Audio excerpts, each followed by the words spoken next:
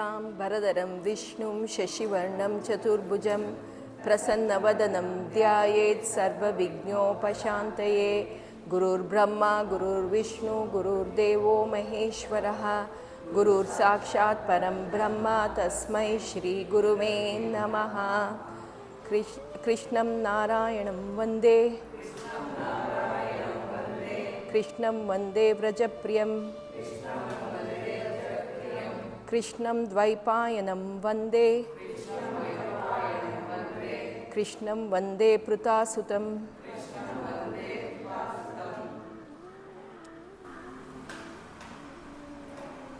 ಹೋದ ವಾರದಲ್ಲಿ ನಾವು ಯಾರ ಚರಿತ್ರೆ ಕೇಳಿದ್ವಿ ಏನಾದರೂ ನೆನಪಿದೆಯಾ? ಧ್ರುವನ ಚರಿತ್ರೆ ಕೇಳಿದ್ವಿ. ಧ್ರುವನ ಚರಿತ್ರೆ ಕೇಳ್ತಾ ಧ್ರುವನ ಬಗ್ಗೆ ಕೇಳ್ಕೊಂಡ್ವಿ. ಧ್ರುವನಿಗೆ ತಾರಾಮಂಡಲದಲ್ಲಿ ಒಂದು ಒಳ್ಳೆ ಸ್ಥಾನ ಸಿಕ್ತು. ಅದು ಸಿಕ್ಕಿದ್ದು ಸುನೀತಿ ಮತ್ತು ಸುರುಚಿಯ ಪ್ರೇರಣೆಯಿಂದ ಅಂತ. ಅದೇ ಧ್ರುವನ ಚರಿತ್ರೆ ಕೇಳ್ತಾ ನಾವು ಧ್ರುವನ ಇವರು ಅವರ ಜನ್ರೇಷನ್ಸಲ್ಲಿ ಯಾರು ಮುಂದೆ ಬಂದರು ಅಂತ ತಿಳ್ಕೊಂಬಂದ್ವಿ. ಅಂಗರಾಜ ಬಂದರು. ಅಂಗರಾಜನ ಮಗ ವೇಣ. ಅಂದರೆ ಅಂಗರಾಜ ಯಾಗ ಮಾಡುವಾಗ ಹವಿಸ್ ತಗೊಳಕ್ಕೆ ಯಾವ ದೇವರು ಬರಲಿಲ್ಲ ಅಂತ ಹೇಳಿ ಆವಾಗ ಅವರು ಇನ್ನೊಂದು ಪುತ್ರಕಾಮೇಷ್ಟಿ ಯಾಗ ಮಾಡಿ ಅವರಿಗೆ ಮಗ ಪೃಥು ಚಕ್ರವರ್ತಿ ಇದು ವೇಣರಾಜ ಹುಟ್ಟಿದ. ವೇಣರಾಜ ನಾನು ಹೇಳಿದೆ ಭಾಗವತದಲ್ಲಿ ಒಳ್ಳೆ ರಾಜರ ಕಥೆನೂ ಇದೆ, ಕೆಟ್ಟ ರಾಜರ ಕಥೆನೂ ಇದೆ. ಈ ವೇಣರಾಜ ತುಂಬ ಕೆಟ್ಟವನಾಗಿದ್ದ. ಅವನು ಬಂದು ಮೊದಲ ಬಾರಿಗೆ ನಾನೇ ದೇವರು ಅಂತ ಹೇಳೋದು ಶುರು ಮಾಡ್ದ. ಅದೇ ಪರಂಪರೆಯಲ್ಲಿ ಹಿರಣ್ಯಕಶ್ಯಪು ಕೂಡ ನಾನೇ ದೇವರು, ನನಗೇ ನೀವು ನಮಸ್ಕಾರ ಮಾಡಬೇಕು ಅಂತ ಹೇಳಕ್ಕೆ ಶುರು ಮಾಡ್ದ. ಅದಾಗಿ ವೇಣರಾಜನ ಋಷಿಗಳು ಅವ್ರ ಹೂಂಕಾರದಿಂದನೇ ಸಾಯಿಸಿದ್ರು ಅಂತ ನಾವು ತಿಳ್ಕೊಂಡ್ವಿ. ಆ ಸಾಯಿಸಿದ ಮೇಲೆ ಏನಾಯಿತು, ಲೋಕದಲ್ಲಿ ಎಲ್ಲ ಕಡೆ ದರೋಡೆಗಳು ಜಾಸ್ತಿ ಆಗೋಯ್ತು, ಕಳ್ಳ ಕಾರ್ಪಣ್ಯಗಳು ಜಾಸ್ತಿ ಆಯಿತು. ಇದನ್ನು ತಡಿಬೇಕು ಅಂತ ಹೇಳಿ ಇದಕ್ಕೆಲ್ಲ ಒಂದು ಮಟ್ಟ ಮಾಡಬೇಕು ಅಂತ ಹೇಳಿ ಇವರು ವೇಣನ ಡೆಡ್ ಬಾಡಿ ಹಾಗೆ ಇಟ್ಟಿದ್ರು, ಅವರ ಶರೀರವನ್ನು ಹಾಗೆ ಇಟ್ಟಿದ್ರು. ಆ ಶರೀರದ ಪಾದವನ್ನು ಫಸ್ಟ್ ಕತ್ತರಿಸ್ತಾರೆ. ಪಾದದಿಂದ ಒಂದು ಚಿಕ್ಕ ಮನುಷ್ಯ ಬಂದ ಅಂತ ಹೇಳಿದೆ. ಅವನು ನೋಡೋದಕ್ಕೆ ಬೆಳ್ಳಗೂ ಇರಲಿಲ್ಲ, ಕಪ್ಪಗೂ ಇರಲಿಲ್ಲ, ಒಂಥರ ಗೋಧಿ ಮೈ ಬಣ್ಣ, ಮತ್ತು ಸಣ್ಣವನಾಗಿದ್ದ. ಅವನು ಒಂಥರ ಬರ್ತಾ ಇದ್ದಂಗೆ ಆತಂಕದಿಂದ ಏನು ಮಾಡಬೇಕು ಅದು ಇದು ಅಂದಾಗ ಅಲ್ಲಿದ್ದ ಋಷಿಗಳೆಲ್ಲ ನಿಷಾದವಾಗಿ ಸುಮ್ಮನೆ ಕೂತ್ಕೋ ಅಂತ. ಅವನೇ ನಿಷಾದ ರಾಜ, ಅಂದರೆ ಬೇಡರ ರಾಜ, ನಿಷಾದ ರಾಜ. ಅವನು ಹುಟ್ಟಿದ. ಆಮೇಲೆ ಏನು ಮಾಡಿದ್ರು, ಆ ಪೃಥು ಮಹಾರಾಜನ ಈ ವೇಣರಾಜನ ತೋಳನ್ನು ಕತ್ತರಿಸಿದ್ರು. ಆ ತೋಳು ಕತ್ತರಿಸಿದಾಗ ಬಂದಿದ್ದೇ ಪೃಥು ಚಕ್ರವರ್ತಿ, ಪೃಥುರಾಜ ಅಂತ ಪೃಥು ಬಂದ. ಅವನ ಒಟ್ಟಿಗೆ ಆ ತೋಳು ಕತ್ತರಿಸಿದಾಗ ಬರೀ ಪೃಥು ಒಬ್ಬರೇ ಬರಲಿಲ್ಲ, ಒಂದು ಹೆಣ್ಮಗು ಕೂಡ ಬಂತು. ಆ ಹೆಣ್ಣು ಯಾರು ಬಂದಿದ್ದು ಅಂದರೆ ಅರ್ಚಿ ಅಂತ. ಪೃಥು ಮತ್ತು ಅರ್ಚಿ. ಇವತ್ತು ನಾವು ತಿಳ್ಕೊಳ್ಳೋದು ಈ ಪೃಥು ಮತ್ತು ಅರ್ಚಿಯ ಕತೆ. ಅರ್ಚಿ ಕತೆ ಜಾಸ್ತಿ ಏನಿಲ್ಲದೆ ಇದ್ದರೂ ಪೃಥು ಚಕ್ರವರ್ತಿಯ ಕಥೆಯನ್ನು ನಾವು ತಿಳ್ಕೋಬೇಕು. ಪೃಥು ಬಂದರು. ಪೃಥು ಹುಟ್ಟಿ ಬರ್ತಾ ಇದ್ದಾಗಲೇ ಅಲ್ಲಿ ಇದ್ದ ಋಷಿಮುನಿಗಳೆಲ್ಲ ಅವನನ್ನು ತುಂಬ ಕೂಲಂಕುಷವಾಗಿ ಗಮನಿಸಿದ್ರಂತೆ. ಅವ್ರ ಕೈ ಮೇಲೆ, ಪೃಥುವಿನ ಕೈ ಮೇಲೆ ಶಂಖಚಕ್ರ ಚಿಹ್ನೆ ಇತ್ತಂತೆ, ಶಂಖಚಕ್ರ ಚಿಹ್ನೆ. ಮತ್ತು ಪಾದದಲ್ಲಿ ಕಮಲದ ಚಿಹ್ನೆ. ಆ ಥರ ಇರೋರು ಇನ್ಯಾರೂ ಅಲ್ಲ, ಸಾಕ್ಷಾತ್ ಭಗವಂತನ ಅವತಾರ ಅಂತ ಎಲ್ಲರೂ ನಂಬ್ಕೊಂಡ್ರು. ಅಂದರೆ ಈ ಪೃಥು ಮಹಾರಾಜ ಯಾರು ಬಂದರು ಅವರಲ್ಲಿ ಶಂಖಚಕ್ರ ಇತ್ತು, ಅವರು ವಿಷ್ಣುವಿನ ಅವತಾರ. ಅವರು ಆ ಥರ ಬಂದಿದ್ದಾರೆ ಅಂದರೆ ಅವ್ರ ಜೊತೇಲಿ ಒಂದು ಹೆಣ್ಮಗು ಬಂದಿದ್ದಾರೆ ಅಂದರೆ ಅರ್ಚಿ ಇನ್ಯಾರಲ್ಲ, ಲಕ್ಷ್ಮೀ ಅವತಾರ ಅಂತ ಹೇಳ್ತಾರೆ. ಅದಕ್ಕೆ ಅವರಿಬ್ಬರನ್ನು ಮದುವೆ ಆದರು ಅಂತ ಹೇಳ್ತಾರೆ. ಈ ಪೃಥು ಚಕ್ರವರ್ತಿ ಯಾವಾಗ ಬರ್ತಾರೆ, ಅವ್ರು ಬಂದಾಗ ಎಲ್ಲರೂ ಅವ್ರನ್ನ ನೋಡಿ ಋಷಿಮುನಿಗಳೆಲ್ಲ ನೀವೇ ನಮಗೆ ರಾಜ ಆಗಬೇಕು, ನಿಮ್ಮನ್ನೇ ನಾವು ಒಡೆಯ ಅಂತ ನಾವು ನಂಬ್ತೀವಿ ಅಂತ ಹೇಳಿದ್ರಂತೆ. ಹೇಳಿಬಿಟ್ಟು ಆವಾಗ ಇಲ್ಲಿ ತನಕ ನಿಮ್ಗೆ ಗೊತ್ತಿರ್ಬೋದು, ಹಳೆ ಕಾಲದಲ್ಲಿ ರಾಜರ ಆಸ್ಥಾನದಲ್ಲಿ ಹೊಗಳಭಟ್ರು ಅಂತ ಇರ್ತಾರಂತೆ. ಹೊಗಳಭಟ್ರು ಅಂದರೆ ಗೊತ್ತಾ? ಅವರು ಬರೀ ಹೊಗಳದೇ ಕೆಲಸ ಅವ್ರಿಗೆ. ಇಂಥ ರಾಜ, ಅಂಥ ರಾಜ, ರಾಜಾದಿರಾಜ, ಮಹಾರಾಜ ಅಂತೆಲ್ಲ, ಧೀರಾದಿ ಧೀರ, ವೀರಾದಿ ವೀರ ಅಂತೆಲ್ಲ ಹೊಗಳೋದವರು. ಆ ರಾಜನಿಗೆ ಹೊಗಳೋದು, ಆ ರಾಜನ ಪರಂಪರೆಯ ಬಗ್ಗೆ ಎಲ್ಲ ಹೇಳ್ತಾ ಇರೋದು, ಅದೇ ಅವ್ರ ಕೆಲಸ.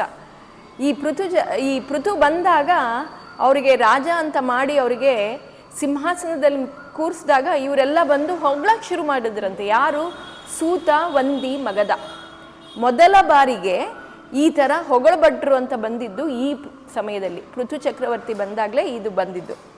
ಹೊಗಳಕ್ಕೆ ಶುರು ಮಾಡಿದ್ರಂತೆ, ಇಂಥ ರಾಜ ಅಂಥ ರಾಜ ಅಂತ. ಆವಾಗ ಪೃಥು ಹೇಳಿದ್ರಂತೆ, ನಿಲ್ಲಿಸಿ, ಒಂದು ನಿಮಿಷ ನಿಲ್ಲಿಸಿ, ನಾನು ಏನು ಮಾಡಿದ್ದೀನಿ ಅಂತ ನನ್ನನ್ನು ಹೊಗಳ್ತಾ ಇದ್ದೀರಾ? ಯಾಕೆ ನನ್ನನ್ನು ಹೊಗಳ್ತಾ ಇದ್ದೀರಾ ನೀವೆಲ್ಲರೂ? ನಾನು ಈಗ ತಾನೇ ಬಂದಿದ್ದೀನಿ, ಈಗ ನಾನು ಜನ್ಮ ತಾಳಿರೋದು, ನನ್ನ ಕೆಲಸ ಏನೂ ಮಾಡಿಲ್ಲ ನಾನು, ನೀವು ನನ್ನನ್ನು ಯಾಕೆ ಹೊಗಳ್ತಾ ಇದ್ದೀರಾ ಅಂತ. ಆವಾಗ ಅವ್ರು ಹೇಳಿದ್ರಂತೆ, ಇಲ್ಲ ಮಹಾರಾಜರೇ, ನೀವು ಬಂದಿರೋದು ನಮಗೆಲ್ಲ ತುಂಬ ಸಂತೋಷ ಆಗಿದೆ, ನಿಮ್ಮನ್ನು ನಾನು ಹೊಗಳ್ಬೇಕು. ಈ ಹೊಗಳಭಟ್ರು ಯಾಕಿರ್ತಾರೆ ಅಂದರೆ, ಆ ರಾಜನಿಗೆ, ಯಾವ ರಾಜ್ಯದಲ್ಲಿ ರಾಜ ಇರ್ತಾರೆ ಆ ರಾಜನಿಗೆ ಹುರಿದುಂಬಿಸೋಕ್ಕೆ ಇರ್ತಾರಂತೆ ಆ ಹೊಗಳಭಟ್ರು. ಅವರು ಆ ಮಾತನ್ನು ಹೇಳ್ತಾ ಇದ್ದರೆ ಆ ರಾಜನಿಗೆ ಪದೇ ಪದೇ ಅದೇ ಅವರ ಪರಂಪರೆಯ ಏನು ಗೌರವ ಇದೆ, ಏನು ಫೇಮಸ್, ಏನಕ್ಕೆ ಅವ್ರು ಆಗಿದ್ದಾರೆ ಅನ್ನೋದು ಅವ್ರಿಗೆ ನೆನೆಸ್ಕೊಂಡು ಇನ್ನೂ ನಾವು ಒಳ್ಳೆ ಕೆಲಸ ಮಾಡಬೇಕು ಅಂತ ಅವ್ರಿಗೆ ಪ್ರೇರಣೆ ಆಗತ್ತೆ ಅಂತ ಹೇಳ್ಬಿಟ್ಟು ಅವ್ರಿಗೆ ಹೊಗಳದಂತೆ. ಹೀಗೆ ಹೊಗಳಭಟ್ರು ಶುರು ಆದರು.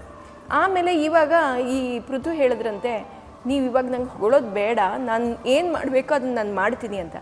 ಇವ್ರು ಮಗಧ ಮತ್ತು ವಂದಿ, ಸೂತ ಇವ್ರುಗಳೇ ಹೊಗಳಭಟ್ರು. ಅವ್ರು ಹೇಳಿದ್ರಂತೆ, ನೀನು ಏನು ಮಾಡದೇ ಇದ್ರೂ ನಾವು ನಿಮಗೆ ಹೊಗಳಬೇಕು, ನಿನ್ನಲ್ಲಿರೋ ಆ ಶಂಖಚಕ್ರ ಚಿಹ್ನೆನೇ ನಮಗೆ ಪ್ರೇರಣೆ ಅಂತ ಹೇಳಿ, ನೀನು ಮುಂದೆ ನಮ್ಮ ರಾಜ್ಯವನ್ನು ಕಾಪಾಡ್ತೀಯಾ, ನಮ್ಮನ್ನೆಲ್ಲ ಕಾಪಾಡ್ತೀಯಾ ಅಂತೆಲ್ಲ ಹೊಗಳಿದ್ರಂತೆ. ಇವಾಗ ಪೃಥು ಮಹಾರಾಜ ಸರಿ ಅಂತ ಹೇಳಿ ಎಲ್ಲರ ಜೊತೆ ಮಾತಾಡ್ತಾ ಇರುವಾಗ ಅಲ್ಲಿದ್ದ ಊರ ಜನರೆಲ್ಲ ಪೃಥು ಹತ್ರ ಬಂದ್ರಂತೆ. ಬಂದು ಎಲ್ಲರೂ ಮುಖ ಎಲ್ಲ ಸ್ವರ್ಗೋಗಿತ್ತಂತೆ, ಎಲ್ಲರಿಗೂ ಬೇಜಾರಾಗೋಗಿತ್ತಂತೆ.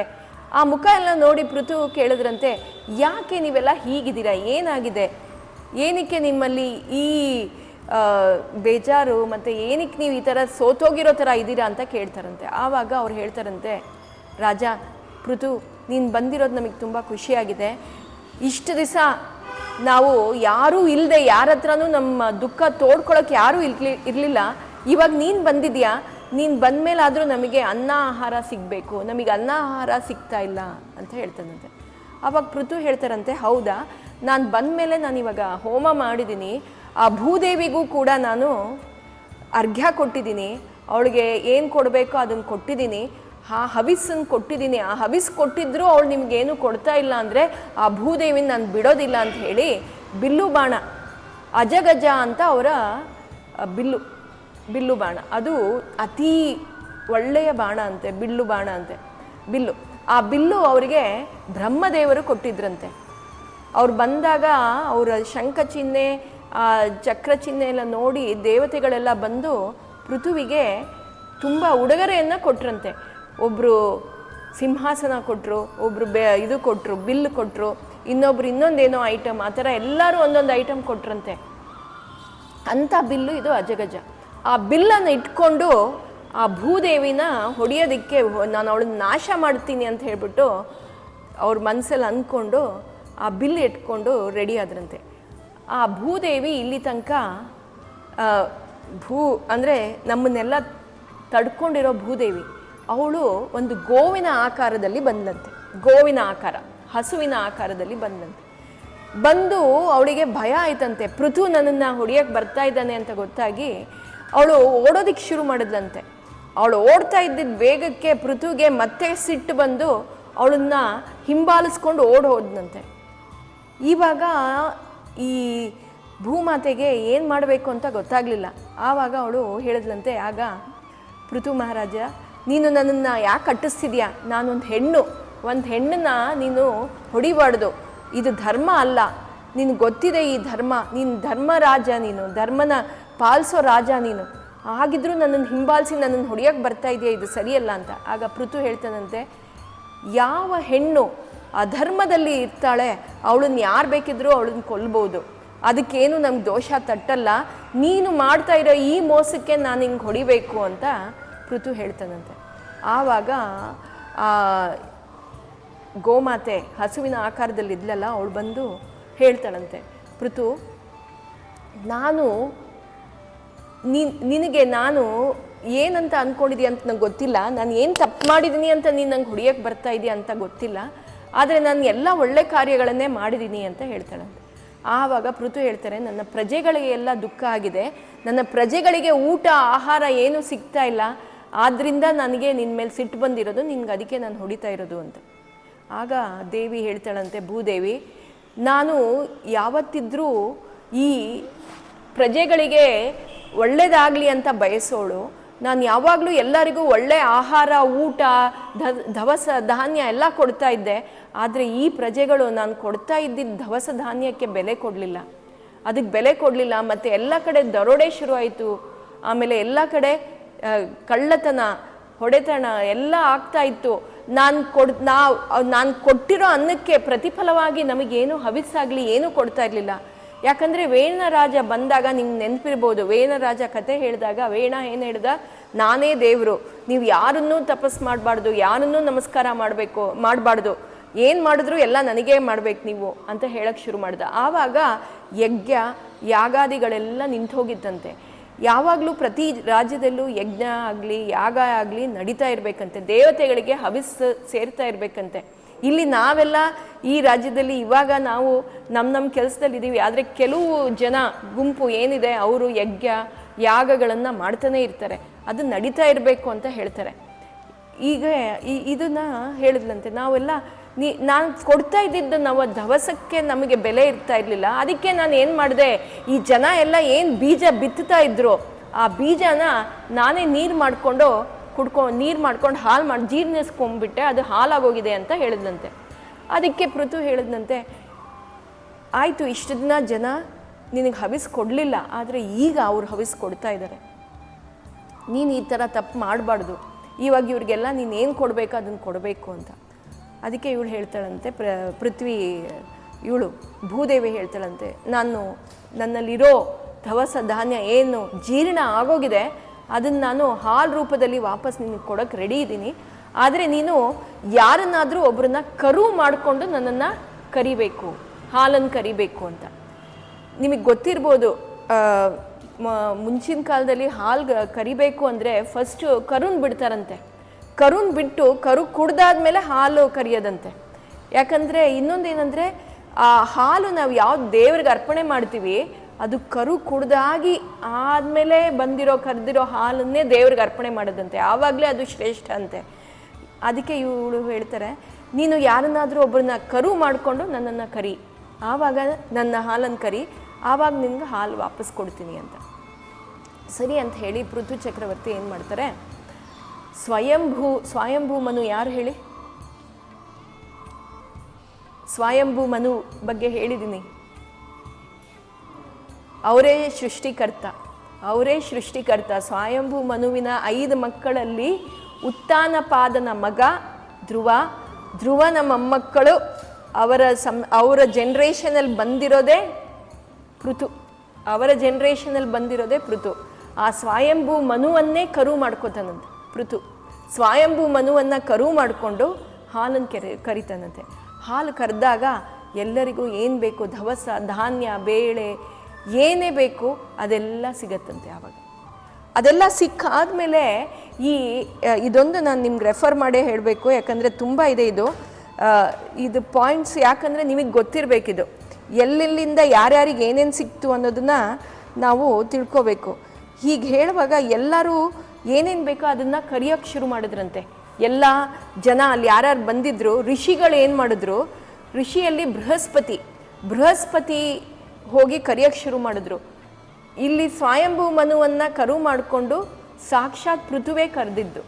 ಇವಾಗ ಋಷಿಗಳಲ್ಲಿ ಬೃಹಸ್ಪತಿ ಅವರು ಚಂದ್ರನನ್ನು ಕರು ಮಾಡಿಕೊಂಡು ಅವ್ರು ಏನು ಮಾಡಿದ್ರು, ಭಕ್ತಿ ಅನ್ನೋ ಹಾಲನ್ನು ಕರೆದ್ರಂತೆ. ಭಕ್ತಿ ಅನ್ನೋ ಹಾಲು ಅದು ಬೇಕು ಅಂತ ಕರೆದ್ರಂತೆ. ಹಾಗೆ ಮುಂದೆ ಇಂದ್ರದೇವರು ಸೂರ್ಯನನ್ನು ಕರು ಮಾಡಿಕೊಂಡು ಅವರು ನಮಗೆಲ್ಲ ಇದು ಎಕ್ಸ್ಟ್ರಾ ಪವರ್ ಇರಬೇಕು, ನಮ್ಮಲ್ಲಿರೋ ಆ ಸೂಪರ್ ಹ್ಯೂಮನ್ ಪವರ್ ಏನಿದೆ ಅದು ಹಾಗೇ ಇರಬೇಕು ಅಂತ ಹೇಳಿ ಅದನ್ನು ಕೇಳ್ಕೊಂಡ್ರಂತೆ. ಹಾಗೆ ಮುಂದಕ್ಕೆ ನೋಡಿದ್ರೆ we have lot of people like this. ಪಿತೃಸ್ ಅಂದರೆ ಪಿತೃದೇವತೆಗಳು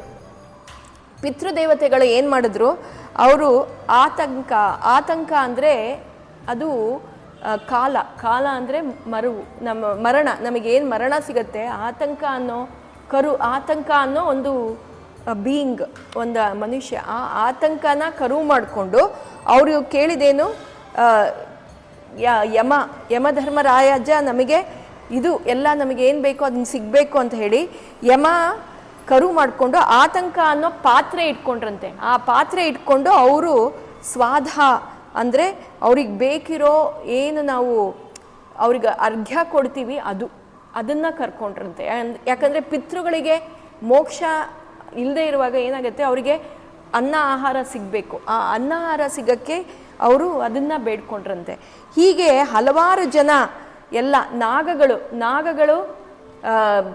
ತಕ್ಷಕನ ಸರ್ಪನ ಕರು ಮಾಡಿಕೊಂಡು ಅವ್ರಿಗೇನು ಬೇಕು ವಿಷ, ಒಳ್ಳೆ ಎಲ್ಲ ರೀತಿಯ ವಿಷ ಅವರಲ್ಲಿ ಯಾವಾಗಲೂ ನಾಗಗಳು ನಮಗೆ ಗೊತ್ತಿರೋದೇ ವಿಷ ಭರಿತವಾದ ನಾಗಗಳು. ಆ ನಾಗಗಳಿಗೆ ವಿಷ ಸಿಗಬೇಕು ಅಂತ ಅವ್ರು ಅದನ್ನು ಕರೆದುಕೊಂಡ್ರಂತೆ. ಹೀಗೆ ಎಲ್ಲರೂ ಏನೇನು ಬೇಕೋ ಅದನ್ನು ಕರೆದ್ರಂತೆ. ಇವಾಗ ಎಲ್ಲರಿಗೂ ಖುಷಿ ಆಯಿತು, ಎಲ್ಲರಿಗೂ ಬೇಕಿರುವಂಥ ದವಸ ಧಾನ್ಯ ಏನು ಬೇಕೋ ಅದೆಲ್ಲ ಸಿಕ್ಕಿದೆ. ಎಲ್ಲರೂ ಮತ್ತೆ ಬಂದು ಪೃಥುನ ಹೊಗಳಿದ್ರಂತೆ. ಏನಂತ ಹೊಗಳಿದ್ರು, ನಮ್ಮ ರಾಜ ನೀನೇ, ನಮಗೆಲ್ಲ ಹಿತ ಬಯಸಿರುವ ಪಾಲಕ ನೀನೆ ಅಂತ. ಇದೇ ಫಾರ್ ದ ಫಸ್ಟ್ ಟೈಮ್ ರಾಜ ಅನ್ನೋ ಪದವಿನ ಕೊಟ್ಟಿರೋದು. For the first time in the history ರಾಜ ಅಂತ ಪದವಿ ಕೊಟ್ಟಿರೋದು ಪೃಥುವಿಗೆ. ಆಗ ರಾಜ ಅಂತ ಇತ್ತು. ಆದರೆ ಅವರೆಲ್ಲ ಹೇಳಿದ್ರಂತೆ, ನೀನೆಲ್ಲ ನನಗೆ ಅವಕಾಶ ಮಾಡಿಕೊಟ್ಟಿದ್ದೀರಾ, ಆದರೆ ನಮ್ಮಲ್ಲಿ ಉಳ್ಕೊಳ್ಳೋಕ್ಕೆ ಸಮತೋಲನವಾದ ಇದು ಜಾಗ ಇಲ್ಲ, ಅದನ್ನ ನೀನು ಮಾಡಿಕೊಡ್ಬೇಕು ಅಂತ ಕೇಳಿದ್ರಂತೆ. ಆವಾಗ ಪೃಥು ಚಕ್ರವರ್ತಿ ಏನು ಮಾಡ್ತಾರೆ, ಆಗ ಅವರ ಅಜಗಜ ಅನ್ನೋ ಧನಸ್ಸನ್ನು ಇಟ್ಕೊಂಡು ಬೆಟ್ಟ ಗುಡ್ಡಗಳು, ಮುಂಚೆ ಹೇಗಿತ್ತಂತೆ ಅಂದರೆ ಒಂಚೂರು ಹಿಂಗೆ ಹೋಗೋದು ಅಲ್ಲಿ ಬೆಟ್ಟ, ಇನ್ನು ಮುಂದೆ ಹೋದರೆ ಗುಡ್ಡ. ಎಲ್ಲರೂ ಹೇಗಿದ್ರಂದರೆ ಯಾವುದೋ ಒಂದು ಬೆಟ್ಟದ ಮೇಲೆ ಮನೆ ಮಾಡ್ಕೊಳ್ಳೋದು, ಅಲ್ಲಿರೋದು, ಮುಂದಕ್ಕೆ ನಡ್ಕೊಂಡು ಹೋಗೋದು, ಮತ್ತೆ ಬೇರೆ ಬೆಟ್ಟ ಗುಡ್ಡದ ಮೇಲೆ ಮನೆ ಮಾಡ್ಕೊಳ್ಳೋದು. ಹಂಗೆ ಜನ ಒಂದು ಕಡೆ ಅಂತ ಇರ್ತಾ ಇರಲಿಲ್ಲ. ಎಲ್ಲರಿಗೂ ಮಧ್ಯ ಈ ಇಡೀ ಭೂಮಿ ನಾವು ಏನು ಇವಾಗ ನೋಡ್ತಾ ಇದ್ದೀವಿ, ಈ ಭೂಮಿ ಒಂಥರ ಮೇಲೆ ಸಮತೋಲನವಾಗಿ ಇರಲಿಲ್ವಂತೆ. ಹಳ್ಳ ಗುಡ್ಡ ಮತ್ತು ಈ ಏನು ಸ್ಪಾಟ್ ಹೋಲ್ಸ್ ಅಂತೀವಿ ಇವಾಗ, ಆ ಥರ ಎಲ್ಲ ಥರ ಇತ್ತಂತೆ. ಆವಾಗ ಇವರು ಪೃಥು ಏನು ಹೇಳಿದ್ರಂತೆ, ಅವರ ಅಜಗಜ ಅನ್ನೋ ಧನಸ್ಸನ್ನು ಇಟ್ಕೊಂಡು ಆ ಬೆಟ್ಟನೆಲ್ಲ ತಳ್ಳಿದ್ರಂತೆ. ಆ ಬೆಟ್ಟನೆಲ್ಲ ಒಂದು ಕಡೆಗೆ ತಳ್ಳಿದ್ರಂತೆ. ಆ ಬೆಟ್ಟ ಎಲ್ಲ ತಳ್ಳಿ ಒಂದು ಕಡೆಗೆ ಸಮನಾಗಿ ಇರೋ ಹಾಗೆ ಮಾಡಿದ್ರು. ಅದಕ್ಕೆ if you go and see in Himalayan range, ಅಲ್ಲೆಲ್ಲ ಬೆಟ್ಟಗಳೇ ಒಟ್ಟಿಗಿದೆ, ಎಲ್ಲ ಬೆಟ್ಟಗಳು ಒಂದು ಕಡೆ ಇದೆ. ಆ ಮೌಂಟ್ ಎವರೆಸ್ಟ್ ಹತ್ರ ಹೋದರೆ ಅದು ಒಂದು ಕಡೆ ಹಾಗೆ ಇದೆ. ಈ ಬೆಟ್ಟ ಗುಡ್ಡಗಳು ನೀವು ಯೋಚನೆ ಮಾಡಿ, ನಮ್ಮನ್ನು ಈ ನಗರದ ಮಧ್ಯದಲ್ಲಿ ಇದ್ದಿದ್ದರೆ ಏನಾಗೋದು, ಹಾಗಿಲ್ಲ. ಎಲ್ಲೋ ಒಂದೊಂದು ಕಡೆ ಇರ್ಬೋದು, ಬಟ್ ಎಲ್ಲ ಕಡೆ ಅದು ಸಪ್ರೇಟ್ ಆಗಿರೋದು. ಯಾಕೆ ಅಂದರೆ ಪೃಥು ಮಹಾರಾಜ ಮಾಡಿರೋದು. ಆಮೇಲೆ ಅವರು ಬಂದಾಗಲೇ ಫಸ್ಟು ಒಂದು ನಗರ ಅಂತ ಸೃಷ್ಟಿಯಾಗಿದ್ದು, ಅಂದರೆ ಒಂದು ನಗರ, ಒಂದು ಹಳ್ಳಿ, ಒಂದು ಗ್ರಾಮ ಅಂತ ಸೃಷ್ಟಿ ಮಾಡಿದ್ದು ಅವರೇ ಪ್ಲ್ಯಾನ್ ಮಾಡಿದ್ದು ಅದನ್ನೆಲ್ಲ. ಎಲ್ಲರೂ ನೀವೆಲ್ಲ ಇಲ್ಲಿರಬೇಕು, ನೀವೆಲ್ಲ ಹೀಗಿರಬೇಕು ಅಂತ. ಅವರು ಇಷ್ಟೆಲ್ಲ ಮಾಡಿರೋದಕ್ಕೆ ಆ ಭೂದೇವಿ ಪೃಥುವನ್ನು ತಂದೆ ಥರ ಪ್ರೀತಿಸಿದ್ಲಂತೆ. ನೀನೇ ನನಗೆ ಜನ್ಮ ಕೊಟ್ಟಿರೋ ತಂದೆ ಅಂತ ಹೇಳಿ. ಅದಕ್ಕೆ ಈ ಭೂಮಿಗೆ ಇನ್ನೊಂದು ಹೆಸರು ಏನಂದರೆ ಪೃಥ್ವಿ ಮಾತೆ ಅಂತ ನಾವು ಹೇಳ್ತೀವಿ. ಮತ್ತು ಈ ಭೂಮಾತೆಗೆ ಪ್ರತಿಯೊಬ್ಬರು ಯಾವಾಗಲೂ ಗೌರವ ಕೊಡಬೇಕಂತೆ. ನಾವು ನಮ್ಮ ಮಕ್ಕಳಿಗಾಗಲಿ ನಮ್ಮ ಮನೆಯವ್ರಿಗಾಗಲಿ ಹೇಳ್ಕೊಡ್ಬೇಕಿರೋದು ಏನಂದರೆ, ಬೆಳಗ್ಗೆ ಎದ್ದಿದ ತಕ್ಷಣ ದಯವಿಟ್ಟು ಈ ಭೂತಾಯಿನ ನಮಸ್ಕಾರ ಮಾಡಿ ಹೇಳ್ಬೇಕು ನಾವು ಅಂತ. ಅದಕ್ಕೆ ನಾವು ಹೇಳೋ ಮಂತ್ರ, ಸಮುದ್ರ ವಸನೇ ದೇವಿ ಪರ್ವತಸ್ಥನ ಮಂಡಲೆ ವಿಷ್ಣು ಪತ್ನಿಂ ನಮಸ್ತುಭ್ಯಂ ಪಾದಸ್ಪರ್ಶಂ ಕ್ಷಮಸ್ವಮೇ. ನಾವು ಯೋಗದಲ್ಲೂ ಇದು ಮಾಡ್ತೀವಿ. ಅದನ್ನು ನಾವು ಬೆಳಗ್ಗೆ ಎದ್ದ ಕೂಡಲೇ ಮಾಡಬೇಕಂತೆ. ಎದ್ದ ಕೂಡಲೇ ಪೃಥ್ವಿನ ನಮಸ್ಕಾರ ಮಾಡಿ ಹೇಳ್ಬೇಕಂತೆ. ಯಾಕಂದರೆ ನಮ್ಮ ಪಾದ ನಿನ್ನ ಮೇಲೆ ಬೀಳ್ತಾ ಇದೆ, ಅದಕ್ಕೆ ನಮ್ಮನ್ನು ಕ್ಷಮಿಸಬೇಕು ಅಂತ ಹೇಳಿ ಅದನ್ನು ನಮಸ್ಕಾರ ಮಾಡಿಬಿಟ್ಟು ಹೇಳ್ಬೇಕಂತೆ. ಇದನ್ನು ಮಾಡದೇ ಇದ್ದರೆ ಆ ಪೃಥ್ವಿಗೆ ನಾವು ನಮ್ಮ ನಮನ ಸಲ್ಲಿಸಬೇಕು. ಇಲ್ಲ ಅಂದರೆ ಪೃಥ್ವಿ ನಮಗೆ ವಾಸವಾಗಿರೋದಕ್ಕೆ ಈ ಭೂ ಆಕರ್ಷಣೆ ಏನಿದೆ ಇದು ನಮಗೆ ಸಹಿಸಬೇಕು. ಮತ್ತು ಇಲ್ಲಿ ನಾವು ಚೆನ್ನಾಗಿರಬೇಕು ಅಂದರೆ ಪೃಥ್ವಿ ನಮಗೆ ಅನುಗ್ರಹಿಸಬೇಕಂತೆ. ಅದಕ್ಕೆ ಇದನ್ನು ನಾವು ಮಾಡಬೇಕು. ಪ್ರತಿಯೊಬ್ಬರು ಇದನ್ನು ಮಾಡಬೇಕು. ಮತ್ತು ಪ್ರತಿಯೊಬ್ಬರು ಇದನ್ನು ನಿಮ್ಮ ಮನೆಯವ್ರಿಗೂ ಹೇಳಬೇಕು. ಪೃಥ್ವಿ ಈ ಥರ ನಮಸ್ಕಾರ ಮಾಡಿ ಪೃಥುರಾಜನಿಗೆ ತನ್ನ ತಂದೆ ಅಂತ ಸ್ವೀಕರಿಸಿದ್ಲಂತೆ. ಈಗ ಪೃಥ್ವಿಯ ಇನ್ನೊಂದು ಅರ್ಥ ಸಂಸ್ಕೃತದಲ್ಲಿ ನೋಡಿದ್ರೆ ಪೃಥ್ವಿ ಅಂದರೆ ವಿಸ್ತಾರವಾದ ಸ್ಥಳ, ವಿಸ್ತಾರವಾದದ್ದು ಅಂತ ಅರ್ಥ. ಈ ಪೃಥ್ವಿನ ಅದಕ್ಕೆ ನಾವು ವಿಸ್ತಾರವಾದ ಸ್ಥಳ ಅಂತ ಹೇಳ್ತೀವಿ. ಬಯಲು ಪ್ರದೇಶ ಅಂತೆಲ್ಲ ಏನು ಹೇಳ್ತಾರೆ ಅದೆಲ್ಲ ಸೃಷ್ಟಿಯಾಗಿದ್ದೇ ಪೃಥು ಬಂದಾಗ. ಇಲ್ಲ ಅಂದರೆ ಎಲ್ಲ ಕಡೆ ಒಂಥರ ಇಟ್ ವಾಸ್ ವೆರಿ ಅನ್ಆರ್ಗನೈಸ್ಡ್. ಎಲ್ಲ ಆರ್ಗನೈಸ್ ಮಾಡಿರೋದು ಪೃಥು ಬಂದ ಮೇಲೇ ನಮಗೆಲ್ಲ ನಗರ, ಗ್ರಾಮ, ಹಳ್ಳಿ ಅಂತ ಬಂದಿದ್ದು. ಇದು ನಮಗೆ ಗೊತ್ತಿರಬೇಕು. ಅದಕ್ಕೇ ಎಲ್ಲರೂ ಹೇಳೋದಂದರೆ ಏನಂದರೆ ಪೃಥು ಚಕ್ರವರ್ತಿ ಅಂತ ಎಲ್ಲ ಹೇಳಿದ್ದು ಕೇಳಿಸಿರ್ಬೋದು ನಿಮಗೆ. ಬಟ್ ಏನಕ್ಕೆ ಪೃಥುವಿನ ಮಹತ್ವ ಏನು ಅಂದರೆ ಇದು ಪೃಥು ಇದೆಲ್ಲ ಆಯಿತು. ಎಲ್ಲ ರಾಜ್ಯದಲ್ಲಿ ಮತ್ತೆ ದವಸ ಧಾನ್ಯ ಎಲ್ಲ ಚೆನ್ನಾಗಿ ಬೆಳೀತಾ ಇತ್ತು, ಎಲ್ಲ ಜನ ಚೆನ್ನಾಗಿದ್ರು. ಈಗ ಪೃಥುಗೆ ಏನಾಯ್ತಂತೆ, ನಾನು 100 ಅಶ್ವಮೇಧ ಯಾಗ ಮಾಡಬೇಕು ಅಂತ ಆಸೆ ಆಯ್ತಂತೆ. ಅಶ್ವಮೇಧ ಯಾಗ ಅಂದರೆ ಗೊತ್ತಿದೆ, ಒಂದು ಹಸುನ ಕಟ್ಬಿಟ್ಟು, ನಾನು ರಾಮಾಯಣ ಹೇಳುವಾಗಲೂ ಹೇಳಿದ್ದೆ, ಹಸು ಒಂದು ಕುದುರೆನ ಅಶ್ವನ ಕಟ್ಟಿ ಆ ಕುದುರೆನ ಬಿಡ್ತಾರೆ. ಆ ಕುದುರೆನ ಯಾವುದಾದ್ರೂ ರಾಜ ಬಂದು ತಡೆದ್ರೆ ಆ ರಾಜನ ಅವ್ರು ಸೋಲಿಸಿ ಆಮೇಲೆ ಅಶ್ವಮೇಧ ಯಾಗ ಸಫಲ ಆಗತ್ತೆ. ಹೀಗೆ 99 ಬಾರಿ ಪೃಥು ಚಕ್ರವರ್ತಿ ಅಶ್ವಮೇಧ ಯಾಗ ನಡೆಸಿದ್ರಂತೆ. ಅಂದರೆ ಸಫಲವಾಗಿ ನಡೆಸಿದ್ರು. ಅಶ್ವಮೇಧ ಯಾಗ ಯಾರು 100 ಸಲ ಮಾಡ್ತಾರೆ ಅವರಿಗೆ ಇಂದ್ರ ಪದವಿ ಕಟ್ಟಿಟ್ಟಿರೋ ಬುತ್ತಿ ಅಂತ ಹೇಳ್ತಾರೆ. ಅಂದರೆ ಯಾರು ಅಶ್ವಮೇಧ ಯಾಗ 100 ಸಲ ಮಾಡ್ತಾರೆ ಅವರಿಗೆ ನೆಕ್ಸ್ಟ್ ಬರೋದು ಇಂದ್ರನ ಸಮತೋಲನೆ. ಅಂದರೆ ದೇವತೆಗಳೆಲ್ಲ ಅವರು ಅಧೀನರಾಗ್ತಾರೆ. ಅಂದರೆ demigods, all this demigods will be listening to Indra. ಅದಕ್ಕೆ ಇವರು 100ನೇ ಸಲ ಮಾಡೋಕ್ಕೆ ಶುರು ಮಾಡಿದ್ರಂತೆ. ಯಾವಾಗ 100ನೇ ಸಲ ಯಾಗ ಮಾಡೋಕ್ಕೆ ಶುರು ಮಾಡಿದ್ರು ಆವಾಗ ಇಂದ್ರನಿಗೆ ಭಯ ಶುರುವಾಯಿತು. ಅವನ ಪದವಿ ಹೋಗುತ್ತೆ. ಆಲ್ರೆಡಿ ಈ 100ನೇ ಯಾಗ ಮಾಡೋಕ್ಕೆ ಯಾವಾಗ ಶುರು ಮಾಡಿದ್ರು ಇಂದ್ರನ ಪವರ್ ಕಮ್ಮಿ ಆಗೋಗಿತ್ತಂತೆ. ಇಂದ್ರನಿಗೆ ಪವರ್ ಕಮ್ಮಿ ಆಗೋಗಿತ್ತಂತೆ. ಆದ್ರೂ ಇಂದ್ರ ಬಿಡಲಿಲ್ಲ. ಆ ಅಶ್ವನ ಕದಿಬೇಕು ಅಂತ ಬಂದು ಕದಿತಾನಂತೆ. ಅಶ್ವ ಬಂದು ಕದಿತಾನಂತೆ. ಕದ್ಕೊಂಡು ಅವನು ಬಂದಿದ್ದ ವೇಷ ಬೇರೆ. ಅವನು ಒಂದು ಪಾಖಾಂಡಿ ಅಂತ ಎಲ್ಲ ಹೇಳ್ತಾರೆ ಗೊತ್ತಾ, ಪಾಖಾಂಡ ವೇಷ ಧರಿಸಿ ಬಂದ. ಆ ಪಾಖಾಂಡ ವೇಷ ಧರಿಸಿ ಬಂದು ಅಶ್ವನ್ ಕದ್ಕೊಂಡು ಹೋಗ್ತಾ ಇದ್ದಂತೆ. ಆ ಯಾಗ ಮಾಡಿಸ್ತಾ ಇದ್ದವರು ಅತ್ರಿ ಮಹರ್ಷಿ ಕತೆ ಹೋದ್ಸಲ ಹೇಳಿದ್ದೆ ನಾನು. ಅತ್ರಿ ಅನುಸೂಯ ಗಂಡ. ಓಕೆ, ದಕ್ಷ ಪ್ರಜಾಪತಿಗೆ 16 ಹೆಣ್ಮಕ್ಳು, ಅದರಲ್ಲಿ ಒಂದು ಹೆಣ್ಮಗು ಹೆಸರು ಅನುಸೂಯ. ಈ ಕತೆ ಹೋದ ವಾರದಲ್ಲಿ ನನ್ನ ದಕ್ಷ ಪ್ರಜಾಪತಿ ಕತೆ ಹೇಳಿದಾಗ ಇದನ್ನು ಹೇಳಿದ್ದೆ. ಅತ್ರಿ ತುಂಬ ಪವರ್ಫುಲ್ ಆದ ಋಷಿ.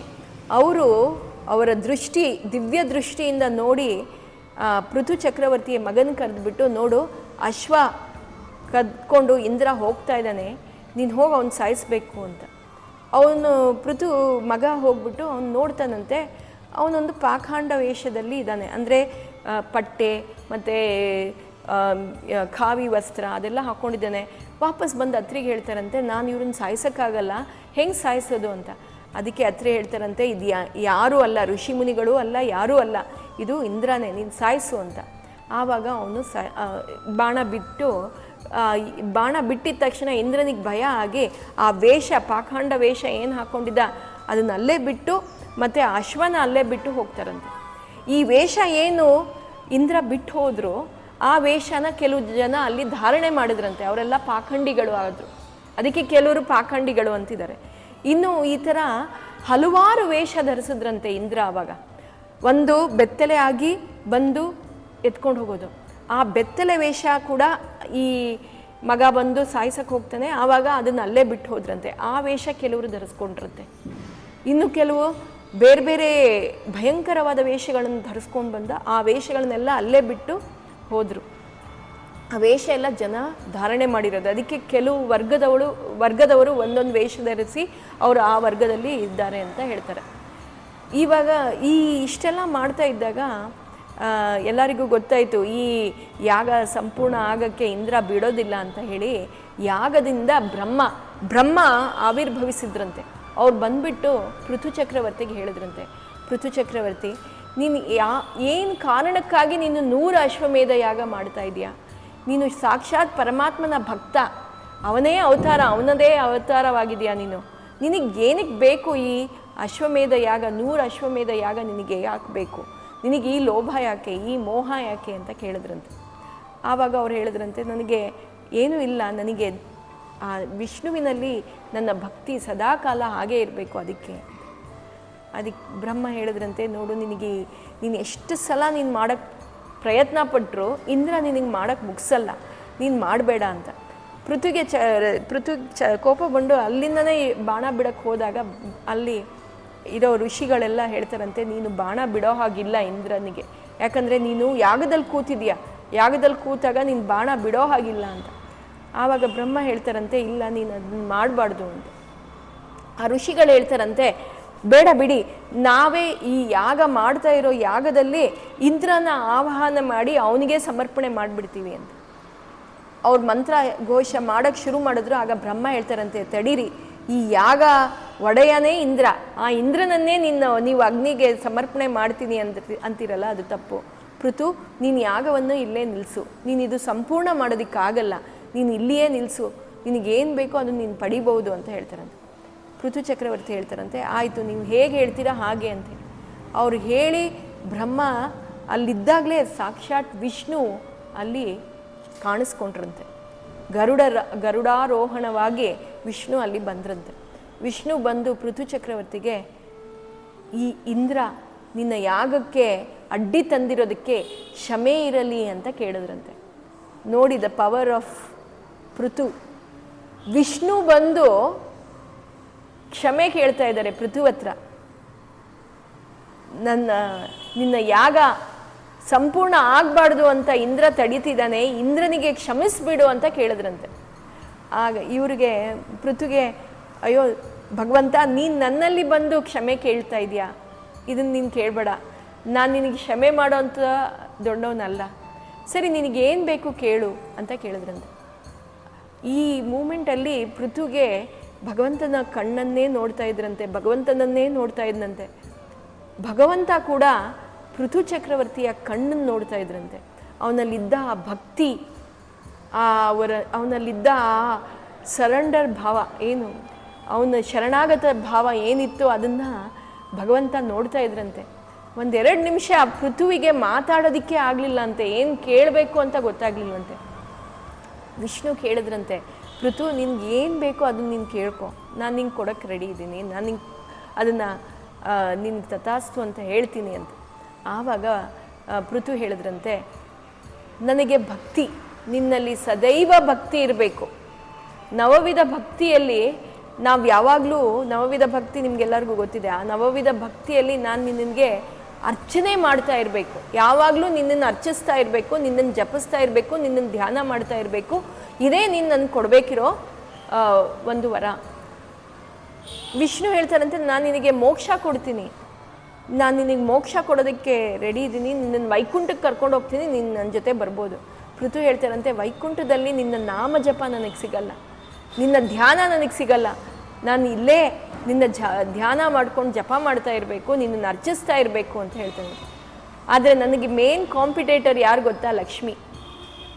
ಲಕ್ಷ್ಮಿ ಯಾವಾಗಲೂ ನಿನ್ನನ್ನು ಅರ್ಚಿಸ್ತಾ ಇರ್ತಾಳೆ, ಯಾವಾಗಲೂ ನಿನ್ನ ಸೇವೆಯಲ್ಲಿ ಇರ್ತಾಳೆ. ಅವಳು ನನ್ನನ್ನು ಕಾಂಪಿಟೇಟರ್ ಅಂತ ಅನ್ಕೋಬಾರ್ದು, ನನ್ನನ್ನು ಸ್ಪರ್ಧಿ, ನಿನ್ನ ಸಮವಾದ ಸ್ಪರ್ಧಿ, ಅವಳ ಸಮವಾದ ಸ್ಪರ್ಧಿ, ಇನ್ನೊಬ್ಬ ಸ್ಪರ್ಧಿ ಅಂತ ಅನ್ಕೋಬಾರ್ದು. ಅವಳು ನನ್ನ ಮೇಲೆ ಅಸೂಯೆ ಪಡಬಾರ್ದು, ಆ ಥರ ನನಗೆ ವರ ಕೊಡು, ನಾನು ಯಾವಾಗಲೂ ನಿನ್ನನ್ನು ಧ್ಯಾನಿಸ್ಬೇಕು ಅಂತ ಕೇಳ್ತಾರಂತೆ. ಆಯಿತು ಅಂತ ಹೇಳಿ ವಿಷ್ಣು ಅಲ್ಲಿ ಅವ್ರಿಗೆ ವರ ಕೊಡ್ತಾರಂತೆ. ವಿಷ್ಣು ಹೇಳ್ತಾರಂತೆ, ಮುಂದೆ ನಿನಗೆ ಸನಕಾದಿ ಋಷಿಗಳಿಂದ ನಿನಗೆ ಏನು ಬೇಕೋ ಆ ಎಲ್ಲ ಉಪದೇಶಗಳು ಸಿಗತ್ತೆ ಅಂತ ಹೇಳ್ತಾರಂತೆ. ಆಯಿತು. ಆಗ ಪೃಥುರಾಜ ಬಂದು ಅವರ ರಾಜ್ಯನ ಚೆನ್ನಾಗಿ ಆಳ್ತಾ ಇದ್ರಂತೆ. ಪೃಥು ಬಂದು ಅಲ್ಲಿ ಅವರ ಎಲ್ಲ ಪ್ರಜೆಗಳಿಗೂ ಉಪದೇಶ ಕೊಡ್ತಾರಂತೆ. ಅಂದರೆ ಒಬ್ಬೊಬ್ರು ಕ್ಯಾಟಗರಿ, ಬೇರೆ ಬೇರೆ ಕ್ಯಾಟಗರಿ ಜನ, ಈಗ ಬ್ರಾಹ್ಮಣರು ಏನು ಮಾಡಬೇಕು, ಕ್ಷತ್ರಿಯರು ಏನು ಮಾಡಬೇಕು, ಶೂದ್ರರು ಏನು ಮಾಡಬೇಕು, ವೈಶ್ಯರು ಏನು ಮಾಡಬೇಕು, ಅವರವರ ಪ್ರೊಫೆಷನ್ ಏನಿದೆ ಆ ಪ್ರೊಫೆಷನ್ ಅವ್ರಿಗೆ ಏನೇನು ಉಪದೇಶ ಕೊಡಬೇಕು ಅನ್ನೋದನ್ನು ವಿಸ್ತಾರವಾಗಿ ಭಾಗವತದಲ್ಲಿ ಬರೆದಿದ್ದಾರೆ. ನೀವು ಹೀಗಿರಬೇಕು, ನೀವು ಹಾಗಿರಬೇಕು, ನೀವು ಇದನ್ನು ಮಾಡಬೇಕು ಅಂತೆಲ್ಲ ಉಪದೇಶ ಕೊಡ್ತಾರಂತೆ. ಆ ಉಪದೇಶ ಕೊಟ್ಟು ಇಡೀ ಜಗತ್ತು ಚೆನ್ನಾಗಿ ನಡೀತಾ ಇತ್ತಂತೆ. ಹಾಗೆ ಸ್ವಲ್ಪ ದಿವಸ ಆದಮೇಲೆ ಪೃಥು ಅವರ ರಾಜ್ಯವನ್ನು ಬಿಟ್ಟು ಅವ್ರು ಮೋಕ್ಷಕ್ಕೆ ಹೋಗಬೇಕು, ಅವ್ರ ಪ್ರಾಣ ತ್ಯಾಗ ಮಾಡಬೇಕು ಅಂತ ಹೇಳಿ ಅವರು ಸರಸ್ವತಿ ನದಿ ತೀರದ ಹತ್ರ ಹೋಗಿ ಅಲ್ಲಿ ಪ್ರಾಣ ಬಿಡಬೇಕು ಅಂತ ಅರ್ಚಿ ಮತ್ತು ಪೃಥುಗಳು ವಾಪಸ್ ಹೋಗ್ತಾರೆ. ಅಲ್ಲಿ ಹೋದಾಗ ಅವರಲ್ಲಿ ಧ್ಯಾನ, ಜಪ, ತಪ ಇದನ್ನೇ ಮಾಡ್ತಾಯಿದ್ರು. ಆಗ ಸನಕಾದಿ ಋಷಿಗಳು ಬ್ರಹ್ಮನ ಪುತ್ರರು. ಅವರು 4 ಜನ, ಸನತ್ ಸುಜಾತಿಯರು ಅಂತ ಸನತ ಮತ್ತು ಸುಜಾತಿಯರು ಅಂತ 4 ಜನ ನಾನು ನಿಮ್ಗೆ ಲಾಸ್ಟ್ ಟೈಮ್ ಹೇಳಿದ್ದೆ. ಅವರ ದರ್ಶನ ಎಲ್ಲರಿಗೂ ಸಿಗಲ್ಲ, ಅವರ ಉಪದೇಶ ಎಲ್ಲರಿಗೂ ಸಿಗಲ್ಲ. ಅವ್ರು ಬಂದು ಈ ಪೃಥು ಮಹಾರಾಜರಿಗೆ ಮೋಕ್ಷ ಅಂದರೆ ಏನು, ಜೀವ ಅಂದರೆ ಏನು, ಈ ನಮ್ಮ ಜೀವನ ಹೇಗೆ ನಡಿಬೇಕು, ಧರ್ಮದ ಎಲ್ಲ ಉಪದೇಶವನ್ನು ಕೊಟ್ರಂತೆ. ಉಪದೇಶ ತಗೊಂಡಾದಮೇಲೆ ಯೋಗ ಚಿತ್ತದಿಂದ ಯೋಗಾವಸ್ಥೆಯಲ್ಲಿ ಪ್ರಾಣವನ್ನು ಬ್ರಹ್ಮರಂಧ್ರದಿಂದ ಬಿಟ್ಟು ಹೋದ್ರಂತೆ. ಅವರು ಪ್ರಾಣ ಬಿಟ್ಟು ಹೋದ್ಮೇಲೆ ಅರ್ಚಿ ಯಾರು? ಪೃಥುನ ಹೆಂಡತಿ. ಅವಳು ಕೂಡ ಅವರ ಗಂಡನಿಗೆ ಅರ್ಘ್ಯ ಅವ್ರಿಗೆಲ್ಲ ಏನು ಮಾಡಬೇಕು, ಪಿಂಡ ಪ್ರದಾನ ಎಲ್ಲ ಮಾಡಿಬಿಟ್ಟು ಅಗ್ನಿಗೆ ಆಹುತಿ ಕೊಟ್ಲಂತೆ. ಅವಳೇ ಅಗ್ನಿಗೆ ಸಮರ್ಪಣೆ ಮಾಡ್ಕೊಂಡ್ಲಂತೆ. ಹೀಗೆ ಪೃಥು ಚಕ್ರವರ್ತಿಯ ಕತೆ ನಾವು ಕೇಳಿದ್ವಿ. ಈ ಪೃಥುವಿನ ಮಕ್ಕಳು ಯಾರಿದ್ರು, ಅವರು ರಾಜ್ಯನ ನಡೆಸೋದಕ್ಕೆ ತಯಾರಾದರು. ಅವರೆಲ್ಲ ರಾಜ್ಯ ನೋಡ್ಕೋತಾ ಇದ್ರು. ಅವರಲ್ಲಿ ಪ್ರಾಚೀನ ಬಾಹಿ ಅಂತ ಒಬ್ಬ ರಾಜ, ಅವರ ಮಕ್ಕಳು ಪ್ರಚೇತಸರು. ಈ ಪ್ರಾಚೀನ ಬಾಹಿ ಮತ್ತು ಪ್ರಚೇತಸರ ಕತೆ ತುಂಬ ರೋಮಾಂಚಕವಾಗಿದೆ. ಇವರಿಗೆ ಸಾಕ್ಷಾತ್ ಶಿವನೇ ಬಂದು ಉಪದೇಶ ಕೊಡ್ತಾರೆ. ಇದನ್ನು ನಾವು ಮುಂದಿನ ವಾರದಲ್ಲಿ ಕೇಳೋಣ. ಆದರೆ ನಾನು ಇನ್ನೊಂದು ಮಾತು ಏನು ಹೇಳಬೇಕು ಅಂದರೆ, ಈ ಪೃಥು ಕಥೆನ ನಾವು ಯಾಕೆ ಕೇಳಬೇಕು, ಪೃಥು ಚರಿತ್ರೆ ಯಾಕೆ ಇಂಪಾರ್ಟೆಂಟು ಅಂದರೆ, ಪ್ರತಿಯೊಬ್ಬರು ಈ ಭೂಮಿ ಮೇಲೆ ಯಾರಿದ್ದೀವಿ ನಮಗೆ ಈ ಭೂಮಿಯ ಹಿಸ್ಟ್ರಿ ಗೊತ್ತಿರಬೇಕು. ಈ ಭೂಮಿ ಹೇಗಾಯಿತು, ಈ ಭೂಮಿಗೆ ಹೆಸರು ಪೃಥ್ವಿ ಯಾಕೆ ಬಂತು, ಇದನ್ನು ನಾವು ತಿಳ್ಕೋಬೇಕು. ಈ ಕತೆ ನಾವು ಯಾಕೆ ತಿಳ್ಕೋಬೇಕು ಅಂದರೆ, ನಮ್ಮಲ್ಲಿರೋ ಪಾಪ ನಾಶ ಆಗತ್ತಂತೆ ಪೃಥು ಚಕ್ರವರ್ತಿ ಕತೆ ಕೇಳಿದ್ರೆ. ಮತ್ತು ನಮಗೆ ಈ ಭೂಮಿ ಮೇಲೆ ನಾವು ಇರೋದಕ್ಕೆ ನಮ್ಮ ಅರ್ಹತೆ ನಮಗೆ ಗೊತ್ತಾಗತ್ತೆ. ಮತ್ತು ನಾವು ಇಲ್ಲಿ ಯಾರಿಗೆ ನಾವು ಗ್ರ್ಯಾಟಿಟ್ಯೂಡ್ ತೋರಿಸ್ಬೇಕು ಅಂತ ಗೊತ್ತಾಗತ್ತೆ. ಇವಾಗ ನಮಗೆ ಗೊತ್ತು, ಭೂದೇವಿ ನಮ್ಮನ್ನು ಹೊರತಾ ಇದ್ದಾಳೆ, ಅವಳು ನಮಗೆ ಊಟ ತಿಂಡಿ ಎಲ್ಲ ನಮಗೇನು ಬೇಕು, ಪ್ರತಿಯೊಂದು ನಮಗೇನು ಬೇಕೋ ಅದು ಕೊಡ್ತಾ ಇರೋದೇ ನಮ್ಮ ಭೂತಾಯಿ. ಈ ಭೂತಾಯಿಗೆ ನಾವು ದಿವಸ ನಮನ ಮಾಡಬೇಕು, ಇದನ್ನು ನಾವು ಮಾಡಬೇಕು ಅಂತ ಈ ಪೃಥು ಚಕ್ರವರ್ತಿ ಕಥೆಯಲ್ಲಿ ಗೊತ್ತಾಗುತ್ತೆ. ಈ ಪೃಥು ಚಕ್ರವರ್ತಿ ಕತೆ ಕೇಳಿ ಕ್ಷತ್ರಿಯರು ಅವ್ರ ಕೆಲಸ, ಎಲ್ಲ ವರ್ಣದವರು ಅವ್ರ ಕೆಲಸ ಚೆನ್ನಾಗಿ ಮಾಡೋದಕ್ಕಾಗತ್ತೆ ಅಂತ ಹೇಳ್ತಾರೆ. ಅದಕ್ಕೆ ಈ ಪೃಥು ಚಕ್ರವರ್ತಿ ಕತೆ ಪ್ರತಿಯೊಬ್ಬರು ಕೇಳಬೇಕು. ನಿಮ್ಮ ಮನೇಲಿರೋ ಮಕ್ಕಳಾಗಲಿ, ನಿಮ್ಮ ಮನೆಯಲ್ಲಿರೋ ಬೇರೆಯವ್ರಿಗಾಗಲಿ ಎಲ್ಲರಿಗೂ ಈ ಕಥೆನ ತಿಳಿಸ್ಬೇಕು ನೀವು. ಯಾಕಂದರೆ ಈ ಕತೆ ಇಲ್ಲಿ ನೀವೇನು ಮಾಡ್ತಾ ಇದ್ದೀರಾ, ಇವಾಗ ಬಂದು ನೀವೇನು ಮಾಡ್ತಾ ಇದ್ದೀರಾ, ಇದು ಶ್ರವಣ ಯಜ್ಞ. ಈ ಶ್ರವಣ ಯಜ್ಞ ಇಲ್ಲಿಗೆ ನಿಲ್ಲಿಸಬಾರ್ದು. ಯಾಕಂದರೆ ಯಜ್ಞ ನಡೀತಾ ಇರಬೇಕು ಅಂತ ಹೇಳಿ ಆ ಯಜ್ಞ ನೀವು ಇಲ್ಲಿಗೆ ನಿಲ್ಲಿಸಬಾರ್ದು. ಈ ಯಜ್ಞ ನೀವೇನು ಮಾಡಿದ್ದೀರಾ ಇದು ಬೇರೆಯವ್ರಿಗೆ ಹೇಳಬೇಕು. ಆವಾಗ ಅವರಿಗೆ ಅದು ಇದರ ಮಹಿಮೆ ನಿಮಗೂ ಗೊತ್ತಾಗತ್ತೆ, ಇದರ ಫಲ ನಿಮಗೂ ಸಿಗತ್ತೆ ಅಂತ ಹೇಳ್ತಾರೆ.